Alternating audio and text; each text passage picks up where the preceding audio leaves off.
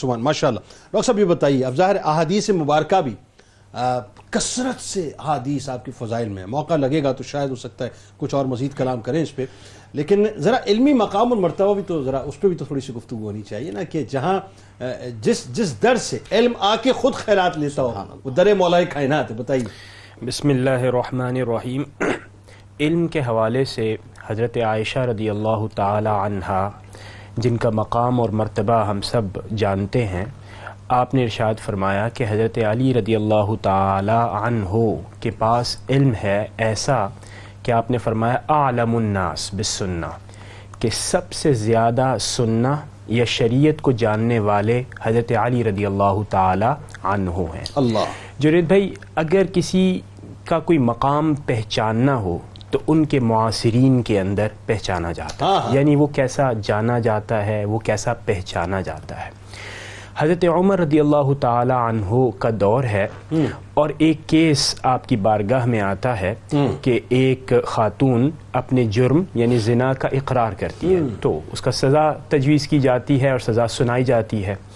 حضرت علی رضی اللہ تعالی عنہ کو کمال علم اور اس کی جو امپلیکیشنز ہیں کہ اگر یہ سزا سنائی جائے گی تو اس کی معاشرے کے اندر اور شرعی لحاظ سے یہ امپلیکیشنز نکلیں۔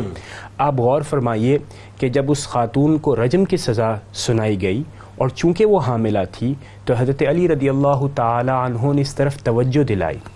کہ اس خاتون کے جرم کا ثبوت تو آپ نے لے لیا، اس کے اوپر آپ نے سزا بھی تجویز کر دی، لیکن جو اس کے بطن میں بچہ ہے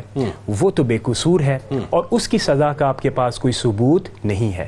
اسی اعتراف کے اوپر حضرت عمر رضی اللہ تعالی عنہ آپ فرماتے ہیں کہ لولا علی، کہ اگر حضرت علی رضی اللہ تعالی عنہ، یعنی آپ کی علم، آپ کی حکمت، اور علم وہ نہیں جنید بھائی، علم وہ نہیں کہ جو آپ رٹ لیتے ہیں، آپ نے سنا آگے ٹرانسفر کر دیا، نہیں، علم وہ جو اپنے انطباق اور عملی نفاذ کے اعتبار سے کہ معاشرے میں ہمیں اس سے کیسے استفادہ کرنا ہے، وہ علم حضرت علی نے جب اس کا ظاہر کیا تو حضرت عمر نے فرمایا لہلک عمر۔ اور پھر ایک اور موقع پر آپ مطلب ذرا اس کا ترجمہ بھی لوگوں کو بتا دینا کہ اگر علی نہ ہوتے تو عمر ہلاک ہو جاتے۔ اور آپ یہ دیکھیں، یہ تو اصل میں علم لدنی کے کسٹوڈینز ہیں نا، بات یہ۔ اور غور کیجئے، دیکھیے ہلاک ہونے سے کیا مراد ہے؟ ہلاک ہونے سے مراد یہ ہے کہ حضرت عمر رضی اللہ تعالی عنہ سزا کس جرم پر تجویز فرما رہے ہیں کہ اللہ رب العزت نے فرمایا کہ یہ حدود ہیں۔ اب اس حدود کا جب اپلائی کیا گیا تو اگر وہ حدود سے کراس ہو جاتی تو حضرت عمر رضی اللہ تعالی عنہ کی گرفت ہو سکتی تھی۔ حضرت علی نے ان کو بھی بچایا اور اس ظلم سے بھی آپ کو بچایا جو کہ اس بچے پر ہو سکتا تھا۔ علمی مقام کے بارے میں اور بات کیجئے، جہاں لعاب دہان مصطفیٰ صلی اللہ علیہ وآلہ وسلم جس وجود میں منتقل ہوا ہو، میرا تو عشق یہ کہتا ہے کہ علم تو اسی وقت منتقل کر دیا تھا صاحب، پھر تو سینچ کے بڑا کیا گیا بنیادی طور پر۔ آف کورس، آپ ان چیزوں پر بھی آپ توجہ دیں، اور پھر میں تو خیر اس لحاظ سے ضرور گفتگو کروں گا کہ صحابہ کرام آپ کو کیا ویلیو کرتے تھے اس علم کی بنیاد کے اوپر۔ وہ ویلیو یہ تھی کہ حضرت عبداللہ ابن مسعود آپ کے بارے میں فرماتے ہیں کہ قرآن کریم کا ایک علم ہے ظاہر اور ایک ہے باطن، یعنی ایک اس کی لٹرل میننگز ہے اور ایک اس کی انٹرپریٹیو میننگز ہے۔ ان دونوں میننگز کے اگر کوئی امین ہے تو وہ مولا کائنات۔ سبحان اللہ۔ اس کے بعد پھر حضرت ابن عباس فرماتے ہیں، آپ فرماتے ہیں کہ اگر کسی مسئلے کی وجہ ہم آپ کی طرف رجوع کرتے اور آپ اس کے اوپر کوئی گواہی یا کوئی ثبوت یا کوئی مسئلہ حل فرما دیتے تو پھر اس کے بعد ہمیں کبھی یہ حاجت محسوس نہیں ہوتی کہ ہم کسی اور کی طرف یعنی ابن عباس رضی اللہ تعالیٰ عنہما امام الفقہا، بالکل، اور عبداللہ ابن مسعود جو ہیں وہ قرآن جن کے بالکل قریب، اور جو قرآن کے قریب بالکل سب سے زیادہ سمجھنے والے، بالکل۔ اور پھر جب یہ مقام آپ کا صحابہ کرام کے اندر اور کبار شخصیات کے اندر تھا کہ ہر مسئلے کا حل حضرت علی رضی اللہ تعالی عنہ علمی سطح پر شریعت کی طور پر دے،